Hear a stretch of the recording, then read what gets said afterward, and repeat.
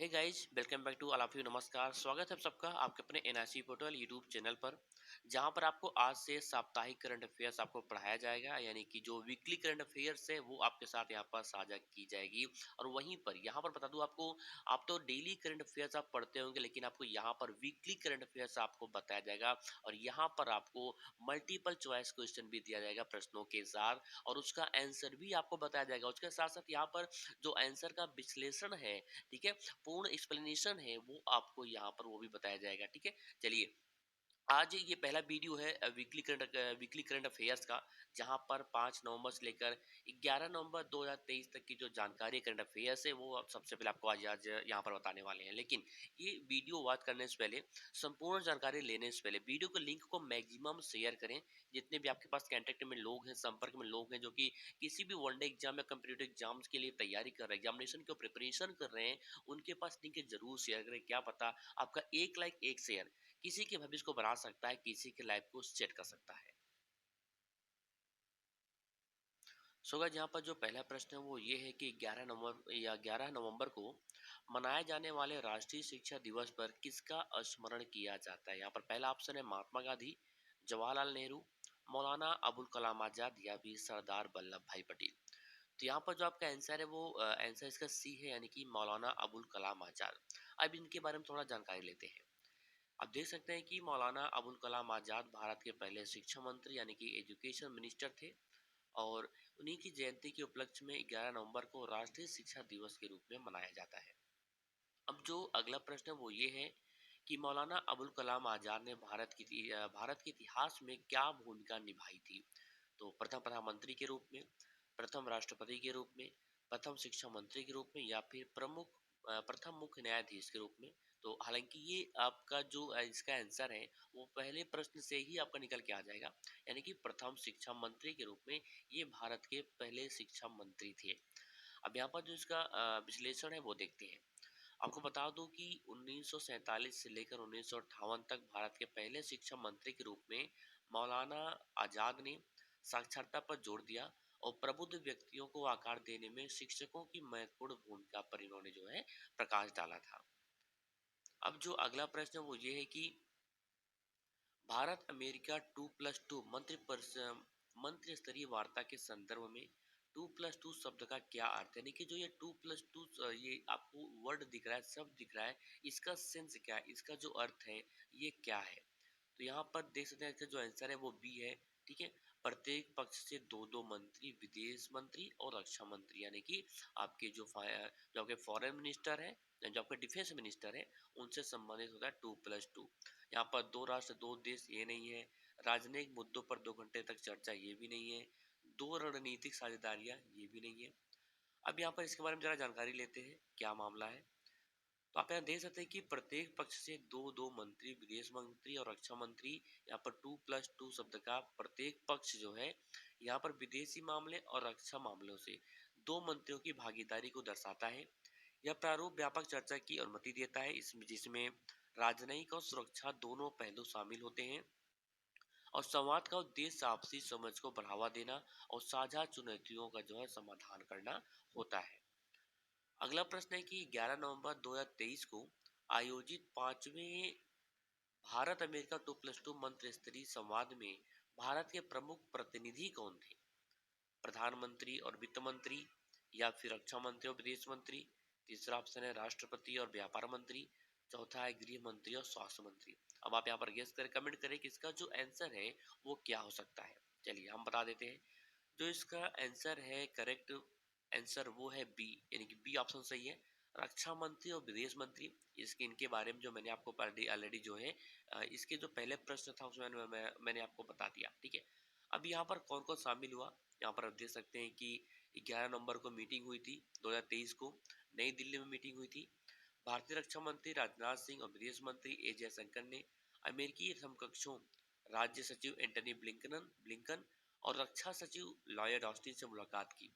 इस मुलाकात के दौरान उन्होंने हिंद प्रशांत और पश्चिम एशिया से जुड़े मुद्दों समेत आम मुद्दों पर भी उन लोगों ने चर्चा करी। और इसके अतिरिक्त जो है उन्होंने लड़ाकू वाहनों के उत्पादन पर सहयोग की घोषणा भी की है। अगला प्रश्न ये है कि पूसा 2090 की परिपक्वता अवधि मौजूदा पूसा 44 पूसा 44 धान की किस्म की तुलना में कैसी है? यहाँ पर बी आप ए बी सी डी चार ऑप्शन दिए गए हैं, जिसका जो करेक्ट आंसर है वो है ऑप्शन सी। जी हाँ, ऑप्शन सी सही है कि पूसा 2090 पूसा जो है 44 की तुलना में तेजी से परिपक्व होता है। ठीक है, अब इसका जो विश्लेषण है वो देखते हैं। तो आपको बता दूं कि जो पूसा 2909 है और पूसा 44 की तुलना में तेजी से परिपक्व होता है। पूसा 2090 मौजूदा पूसा 44 किस्म का उन्नत संस्करण है, यानी कि उससे जो है अपग्रेड यहाँ पर संस्करण ये है। और नई किस्म 120 से 125 दिनों यानी कि 120 दिनों से 125 दिनों में पक जाती है, जिससे कि किसानों को पूसा 44 की तुलना में लगभग 30 दिन अधिक मिलते हैं, जिसे पकने में 155 से 160 दिन यहाँ पर लगभग नियर अबाउट लग जाते हैं। अगला प्रश्न ये है कि दिल्ली एनसीआर क्षेत्र में किसान धान की पराली क्यों जलाते हैं? परंपरा और संस्कृति प्रथाएं हैं, या फिर जागरूकता की कमी है, या फिर धान की कटाई और गेहूं की बुआई के बीच का समय है, या फिर मृदा संवर्धन। आप कमेंट करें कि इसमें से कौन सा ऑप्शन यहाँ पर करेक्ट है। ठीक है, चलिए हम बताते हैं। इसमें जो आंसर है वो सी सही है, जहां पर धान की कटाई और गेहूं की बुआई के बीच का समय है। यानी कि बात करते हैं कि धान की कटाई और गेहूं की बुआई के बीच कम समय, यानी कि पारंपरिक धान की फसल जिसे जून में रोपा जाता है, आमतौर पर अक्टूबर के अंत तक कटाई के लिए तैयार हो जाती है, जिससे कि किसानों के पास अगली गेहूं की फसल के लिए खेत तैयार करने के लिए कम से कम यानी कि न्यूनतम समय बचता है। और समय की इसी कमी के कारण पराली जलाना एक आम बात हो गई है, जिसको लेकर काफी एनसीआर में जो है काफी पॉल्यूशन देखने को मिलता है पराली जलाने की वजह से, जहाँ पर सुप्रीम कोर्ट या फिर दिल्ली हाई कोर्ट ने या बार बार यहाँ पर रोक लगाती रहती है कि पराली जो है किसी भी राज्य में न जलाया जाता, खासकर जो दिल्ली के आसपास के स्टेट्स हैं वहां पर। अब अगला प्रश्न ये है कि भारतीय संसद देख सकते हैं कि भारतीय संसद में केंद्रीय बजट किस सत्र के दौरान प्रस्तुत किया जाता है? मानसून सत्र के दौरान, या फिर शीतकालीन सत्र के दौरान, बजट सत्र, या फिर विशेष सत्र। ठीक है, तो यहाँ पर जो उत्तर सी है वो सही है, बजट सत्र के दौरान यहाँ पर भारत केंद्रीय केंद्रीय बजट जो है यहाँ पर सत्र प्रस्तुत किया जाता है। अब देख सकते हैं कि बजट सत्र भारतीय संसद का सबसे महत्वपूर्ण सत्र है, जिसको सभी लोगों को बेसब्री से इंतजार रहता है। यह आमतौर पर जनवरी के अंत या फरवरी की शुरुआत में शुरू होता है और मई तक चलता है। इस सत्र के दौरान केंद्रीय बजट प्रस्तुत किया जाता है, जिसमें आगामी वित्तीय वर्ष के लिए सरकार की जो वित्तीय योजनाएं होती हैं उसकी रूपरेखा यहाँ पर जो है प्रस्तुत की जाती है तैयार करके। अगला प्रश्न ये है कि भारतीय संसद के शीतकालीन सत्र का फोकस क्या है? केंद्रीय बजट की प्रस्तुति, लंबित विधेयकों पर विचार और पारित करना, बजटीय प्रस्तावों की विधायी जांच, या फिर संसदीय समितियों के लिए अवकाश। अब इसका कौन सा ऑप्शन जो है करेक्ट है, इसको आप जरूर अभी तुरंत कमेंट करें। ठीक है, चलिए इसका हम आंसर आपको बताते हैं। जो इसका आंसर है वो बी है, यानी कि लंबित विधेयकों पर विचार और पारित करना। भारतीय संसद के शीतकालीन सत्र का यही मेन फोकस होता है। ठीक है, अब यहाँ पर देखते हैं कि जो शीतकालीन सत्र आमतौर पर नवंबर में शुरू होता है और दिसंबर तक चलता है, और यह लंबित विधेयकों और अन्य विधायी कार्यों पर विचार करने और उन्हें पारित करने पर जो है बिल्कुल फोकस्ड होता है, यानी कि केंद्रित होता है। अगला प्रश्न ये है कि 9 नवंबर 2023 को पारित बिहार विधानसभा संशोधन विधेयक द्वारा प्रस्तावित सरकारी नौकरियों के लिए आरक्षण कोटा में कितने प्रतिशत की वृद्धि की गई है? 50 से 55%, 55 से 60%, या फिर 50 से 65, या फिर 65 से 70%। अब जो इसका आंसर है वो सी सही है कि 50 से 65%। अब इसके बारे में जरा थोड़ा आपको शॉर्ट नॉलेज दे दूं कि जो है बिहार विधानसभा ने अनुसूचित जाति और अनुसूचित जनजाति एवं अत्यंत पिछड़ी जाति और अन्य पिछड़ी जातियों के लिए राज्य सरकार यानी कि स्टेट गवर्नमेंट की जो जॉब में नौकरियों में आरक्षण यानी कि रिजर्वेशन कोटा को जो है 50 से बढ़ाकर 65% करने के लिए 9 नवंबर 2023 को सर्वसम्मत से संशोधन विधेयक के पारित कर दिया गया है। यानी कि जो पहले 50% कोटा इनका आरक्षण था, अब बढ़ाकर उसको 15% बढ़ा दिया गया, यानी कि 65% उसको कर दिया गया है। अगला प्रश्न ये है कि बिहार सरकार की नौकरियों में आरक्षण कोटा बढ़ाने के फैसले के पीछे क्या कारण था? यानी कि जो ये कोटा जो बढ़ा है 50 से 65 किया गया, इसका जो क्या रीजन था? आर्थिक विकास, या फिर जाति आधारित सर्वेक्षण 2022, या फिर राजनीतिक विचार, या फिर अंतरराष्ट्रीय दबाव। तो यहाँ पर जो बी ऑप्शन सही है, यानी कि जाति आरक्षण जो सर्वेक्षण हुआ है, सबसे पहला राज्य बना बिहार में, जहाँ पर हुआ जाति सर्वेक्षण आरक्षण पर आधारित, तो 2022 में। इसी की वजह से, यही कारण था जिसकी वजह से ये जो है कोटा बढ़ा दिया गया। अब यहाँ पर देख सकते हैं कि आरक्षण कोटा बढ़ाने का निर्णय जाति आधारित सर्वेक्षण 2022 द्वारा प्रेरित किया गया था, जिसमें एससी, एसटी, ईबीसी और पिछड़ी जातियों की जनसंख्या वृद्धि के अनुपात में समायोजन की आवश्यकता का पता चला था। इसीलिए यहाँ पर ये जो है आरक्षण जो कोटा था वो यहाँ पर एक्सटेंड किया गया है। अब जो अगला प्रश्न है वो ये है कि 37वें राष्ट्रीय खेलों में समग्र चैंपियनशिप के लिए किस राज्य को राजा भालेंद्र सिंह ट्रॉफी से सम्मानित किया गया? हरियाणा, महाराष्ट्र, गोवा या फिर उत्तराखंड? तो यहाँ पर जो करेक्ट आंसर है वो है महाराष्ट्र। ठीक है। आपको बता दूं कि राष्ट्रीय जो खेल है उसमें अपना दबदबा बरकरार रखते हुए महाराष्ट्र को ओवरऑल चैंपियनशिप के लिए राजा भालेंद्र सिंह ट्रॉफी से सम्मानित किया गया, और महाराष्ट्र ने 80 स्वर्ण सहित 288 पदक हासिल किए यहाँ पर इस गेम में। ठीक है। अगला प्रश्न है कि राष्ट्रीय खेल 2023 में सर्वश्रेष्ठ महिला एथलीट की ट्रॉफी किसे प्राप्त हुई? प्रणति नाइक को, या फिर संयुक्ता केट को, या फिर ए और बी दोनों यानी कि दोनों को, या फिर श्री हरि नटराज को? तो यहाँ पर जो करेक्ट आंसर है वो सी ऑप्शन से, यानी कि ए और बी, यानी कि यहाँ पर जो महिला एथलीट ट्रॉफी मिली है वो किसको मिली सर्वश्रेष्ठ प्रदर्शन के लिए? प्रणति नाइक और संयुक्ता केट को। आप यहाँ पर देख सकते हैं कि जो प्रणति नाइक और संयुक्ता केट है इनको सर्वश्रेष्ठ महिला एथलीट की ट्रॉफी मिली, जबकि श्री हरि नटराज को सर्वश्रेष्ठ पुरुष एथलीट की ट्रॉफी से सम्मानित यहाँ पर किया गया। अगला प्रश्न है कि राष्ट्रीय खेल 2023 में सर्वश्रेष्ठ पुरुष एथलीट की ट्रॉफी किसे मिली? आप सभी जानते हैं कि श्री हरि नटराज को। इसका आंसर आपको इसके पहले प्रश्न में ही मिल गया था। अगला प्रश्न है कि किस राज्य ने राष्ट्रीय खेलों की पदक तालिका में तीसरा स्थान प्राप्त किया? महाराष्ट्र, हरियाणा, गोवा या फिर उत्तराखंड? यहाँ पर जो हरियाणा जो स्टेट है, राज्य है, इन्होंने जो है राष्ट्रीय खेलों की पदक तालिका में थर्ड प्लेस यानी कि तीसरा स्थान यहाँ पर हासिल किया। तो पदक तालिका में services support sport control board ने 66 स्वर्ण पदक सहित 126 पदकों के साथ दूसरा स्थान हासिल किया। पहला स्थान महाराष्ट्र का था, ऊपर मैंने देख लिया। दूसरा किसका रहा? आप देख सकते हैं कि दूसरा इनका रहा। और हरियाणा जो है, हरियाणा 62 स्वर्ण पदकों सहित कुल 192 पदकों के साथ तीसरे स्थान पर यहाँ पर रहा है। अब जो अगला प्रश्न है वो है कि 38वें राष्ट्रीय खेल किस राज्य में आयोजित किए जाएंगे? महाराष्ट्र, हरियाणा, गोवा, उत्तराखंड? तो जो 38वां राष्ट्रीय खेल है वो जो है उत्तराखंड, यानी कि डी ऑप्शन सही है, उत्तराखंड राज्य में आयोजित किया जाएगा। अगला प्रश्न ये है कि नवंबर 2023 में पंजाब में शिरोमणि गुरुद्वारा प्रबंधक समिति, जहां पर एसजीपीसी इसका शॉर्ट नेम है, के अध्यक्ष के रूप में किसे फिर से चुना गया? सुखबीर सिंह बादल को, हरजिंदर सिंह धामी को, या फिर मनप्रीत सिंह बादल, या फिर हरसिमरत कौर? इसका कौन सा आंसर सही है, यानी कि कौन सा ऑप्शन सही है, इसको आप बताएं।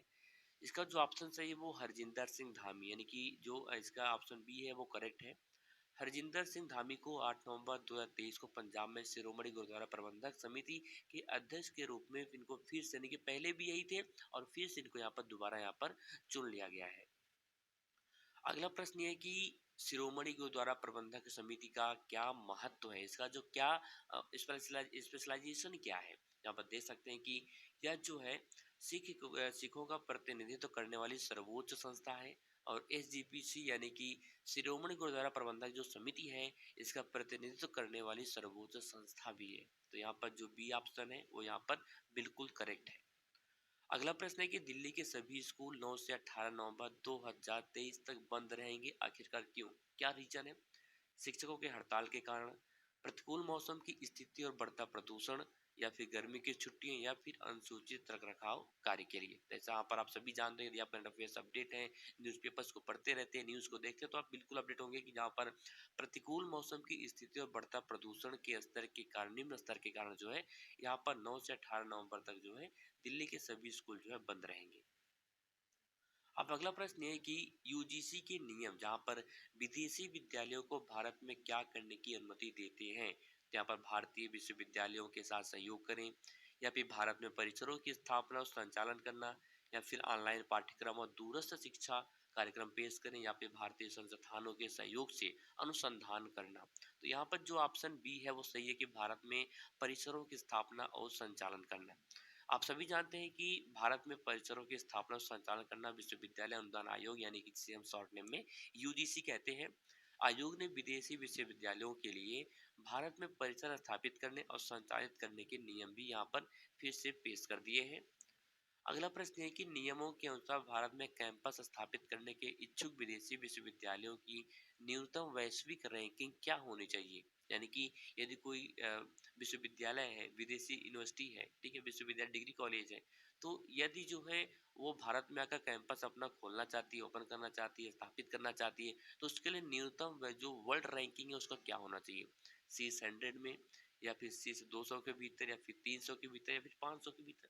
यहाँ पर जो ऑप्शन डी से यानी कि जो उसका न्यूनतम वैश्विक रैंक होना चाहिए वो 500 के भीतर यानी कि अंदर होना चाहिए। अगला प्रश्न ये है कि दूरसंचार वाणिज्यिक संचार ग्राहक वरीयता विनियम 2018 यानी कि उसके संदर्भ में किसे प्रमुख संस्थाएं कहा जाता है। एक्सेस प्रदाता, या फिर टेलीग्राम ग्राहक, या फिर संदेश भेजने वाले जैसे बैंक, वित्तीय संस्थान, बीमा कंपनियां, व्यापारिक जो संस्थाएं या संगठन होती हैं, कंपनियां होती हैं, और रियल एस्टेट कंपनियां। और डी से यहाँ पर जो तीसरा ऑप्शन है वो चौथा ऑप्शन नियामक प्राधिकारी। तो इसका जो सी ऑप्शन है वो यहाँ पर सही है, यानी कि संदेश भेजने वाले जैसे बैंक, वित्तीय संस्थान, बीमा कंपनियां, और आपके इसके साथ साथ जो व्यापारी कंपनियां हैं, रियल एस्टेट कंपनियां हैं बिजनेस से संबंधित, ठीक है, वहां पर। यहाँ पर जिस चीज को आप, हालांकि जो इसका उत्तर सी है वो सही है, इसके आप डिटेल्स को वीडियो को पॉज करके इसको आप अच्छे से रीड कर सकते हैं, या फिर आप इसका स्क्रीनशॉट ले लें और बाद में इसको आप अच्छे से रीड कर लीजिएगा। अगला प्रश्न है कि ट्राई के निर्देश में उल्लिखित डिजिटल सहमत अधिग्रहण यानी कि डीसीए सुविधा का मुख्य उद्देश्य क्या है। अच्छा देखिए, यहाँ पर जो ये शॉर्ट नेम होता है ना, डीसीए हो गया, कभी कभी जो आपका एग्जाम होता है ना, एग्जाम में ये डिजिटल सहमति अधिग्रहण ना देके सीधा डीसीए कर देगा कि डीसीए जो है सुविधा का मुख्य उद्देश्य क्या है, डीसीए की जो सुविधाएं हैं उसके मुख्य सुविधा के मुख्य उद्देश्य क्या है, तो आप समझ नहीं पाएंगे। इसलिए यहाँ पर मैं दोनों नाम यहाँ पर सबमिशन करता हूँ कि जो इसका फुल नेम है और जो शॉर्ट नेम है, जिससे कि आप दोनों नाम से परिचित हो, अवगत हो, अपडेट हो, ताकि आपको कोई समस्या ना हो जब आप एग्जाम हॉल में बैठे। यहाँ पर पहला ऑप्शन है ग्राहक प्राथमिकता नियमों को बढ़ाना, या फिर स्पैम और अनचाहे वाणिज्यिक संचार से निपटने के लिए, या फिर दूर संचार बुनियादी ढांचे में सुधार करना, या फिर दूर संचार सेवाओं तक निःशुल्क पहुंच प्रदान करना। यहाँ पर जो ऑप्शन बी है वो सही है, स्पैम और अनचाहे वाणिज्यिक संचार से निपटने के लिए। यानी कि हम बात करें तो स्पैम और अनचाहे वाणिज्यिक संचार से निपटने के लिए भारतीय दूरसंचार नियामक जो प्राधिकरण जिसे हम ट्राई के नाम से जानते हैं, इन्होंने स्पैम और अनचाहे वाणिज्यिक संचार यूसीसी से निपटने के उपाय कर रहा है। और उन्होंने डिजिटल सहमति अधिग्रहण डीसीए सुविधा विकसित करने और तैनात करने के लिए एक्सेस प्रदाताओं के लिए T triple C N P या 2018 के तहत 2/6/2023 को एक निर्देश भी यहाँ पर जारी कर दिया था। अगला प्रश्न ये है कि मिजोरम के चुनाव में कुल मतदान प्रतिशत कितना था। तो यहाँ पर जो आपका करेक्ट आंसर है वो 77.83% रहा है, ठीक है, इसका बी ऑप्शन यहाँ पर सही है। देखा जाए तो मिजोरम में सभी 40 विधानसभा सीटों के लिए मतदान हुआ, यानी कि जो मिजोरम में कितनी विधानसभा सीटें हैं, कुल कुल जो है 40 विधानसभा सीटें हैं, जिसमें कुल 77.83% मतदान हुआ। और मैदान में 174 174 यहाँ पर कैंडिडेट्स थे, यानी कि उम्मीदवार थे जो चुनाव लड़ रहे थे। नेक्स्ट क्वेश्चन है कि कौन सी फिल्म IFFI 2023 की शुरुआती फिल्म होगी। दी favourite, about dry grass, Attam, या फिर कैंचिंग डस्ट। यहाँ पर जो डी ऑप्शन सही है, कैंचिंग डस्ट। जी हाँ, ये जो है IFFI 2023 की शुरुआती जो है फिल्म होगी। यहाँ पर जो ब्रिटिश फिल्म है कैंचिंग डस्ट है, ब्रिटिश फिल्म है, इंडियन फिल्म नहीं है, ठीक है। तो यहाँ पर IFFI 2023 की शुरुआती फिल्म होगी, जबकि अमेरिकी फिल्म दी फेवरेट समापन फिल्म के रूप में काम करेगी। तुर्की फिल्म अबाउट ड्राई ग्रास को मिडफेस्ट फिल्म के रूप में यहाँ पर प्रदर्शित किया जाएगा, ठीक है। अगला प्रश्न ये है, आप देख सकते हैं कि इस वर्ष IFFI की में सत्यजीत रे लाइफ टाइम अचीवमेंट अवार्ड से किसे सम्मानित किया जाएगा। यहाँ पर अनुराग ठाकुर, या फिर माइकल डगलस, या फिर कैचिंग डस्ट के निर्देशक, या फिर डी ऑप्शन है दी फेवरेट के निर्देशक। तो इसका जो करेक्ट आंसर है आप देख सकते हैं कि माइकल डगलस। जी हाँ, बी ऑप्शन सही है। माइकल डगलस को सम्मानित किया जाएगा। हॉलीवुड अभिनेता है माइकल डगलस को आईएफएफआई 2023 में सत्यजीत रे लाइफ टाइम अचीवमेंट अवार्ड से यहाँ पर जो इनको पुरस्कृत यानी कि सम्मानित किया जाएगा। अगला प्रश्न है कि शतरंज में एफआईडीई महिला ग्रैंड स्विस 2023 किसने जीता? आर वैशाली, विदित गुजराती, या फिर कोनेरू हम्पी, या फिर एलेक्जेंडर फ्रेडके। ओके, तो यहाँ पर जो ऑप्शन ए सही है कि आर वैशाली ने जीता है। ठीक है, किसने जीता? आर वैशाली ने। तो आर वैशाली ने 5 नवंबर 2023 को यूके के आइल ऑफ मैन में मंगोलिया की बटकुयांग मुगुटुल के खिलाफ अपनी आखिरी राउंड गेम ड्रा करके शतरंज में एफआईडीई महिला ग्रैंड स्विस 2023 का जो खिताब था इन्होंने पूर्ण तरीके से जीत लिया है। अगला प्रश्न है कि भारत के पहला ग्रैंड मास्टर कौन है? आर वैशाली, विदित गुजराती, कोनेरू हम्पी, या फिर अलेक्जेंडर प्रेडके। तो यहाँ पर जो आपका करेक्ट आंसर है वो कोनेरू हम्पी। यहाँ पर देखिए कंफ्यूज मत होना, जो कोनेरू हम्पी है, ठीक है, तो ये जो है भारत की पहला ग्रैंड मास्टर है। ये कंफ्यूज ना होना कि इस बार कौन जीता, कहीं आप इन्हीं को क्लिक कर दो। कोनेरू हम्पी ये पहला ग्रैंड मास्टर है।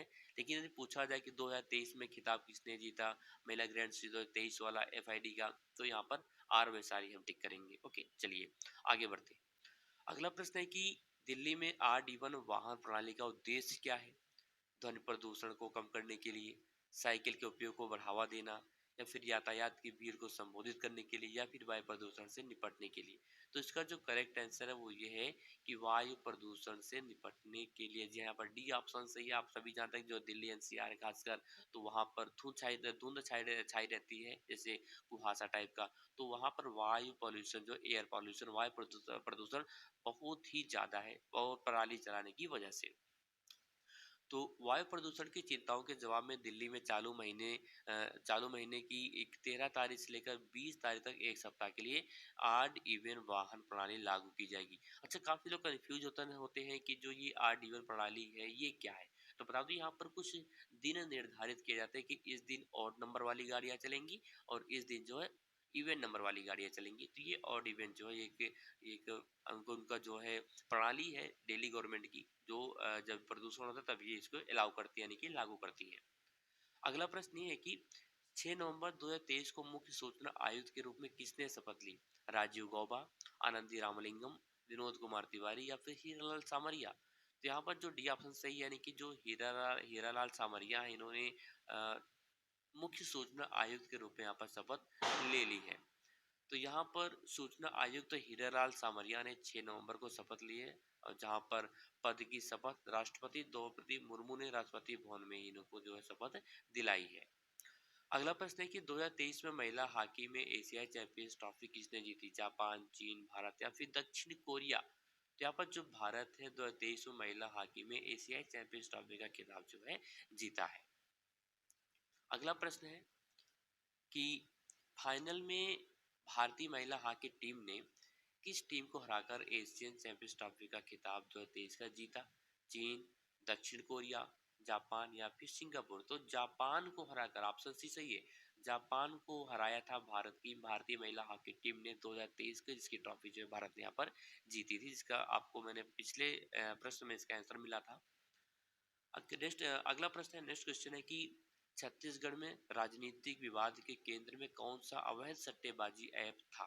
महादेव पुस्तक, सट्टेबाजी प्रो, जुआरियों का स्वर्ग, या फिर बेट मास्टर। तो यहाँ पर जो महादेव पुस्तक है, महादेव ऐप है, बेटिंग ऐप है, ये जो है बिल्कुल राजनीतिक विवाद यहाँ पर काफी तगड़ा था, जो अभी भी यहाँ पर ये गतिमान, यानी कि विवाद जो भी कंटिन्यू है।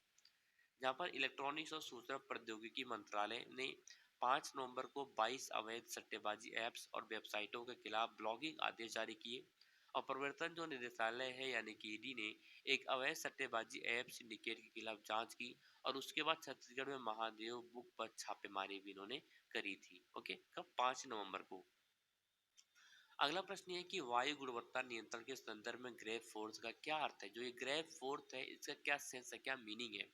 ग्रीन हाउस न्यूनीकरण कार्य योजना, या फिर वायु प्रदूषण पर सरकारी प्रतिबंध, या फिर श्रेणीबद्ध प्रतिक्रिया कार्य योजना, या फिर वायु जनित कणों पर अधिक प्रतिबंध। तो जो ऑप्शन सी है ये सही है, कि श्रेणीबद्ध प्रतिक्रिया कार्य योजना फोर्थ, इसका अर्थ है किसका, ग्रे फोर्थ का। और इसके बाद जो अगला प्रश्न है वो देखते हैं, सॉरी ये लास्ट क्वेश्चन था, ठीक है।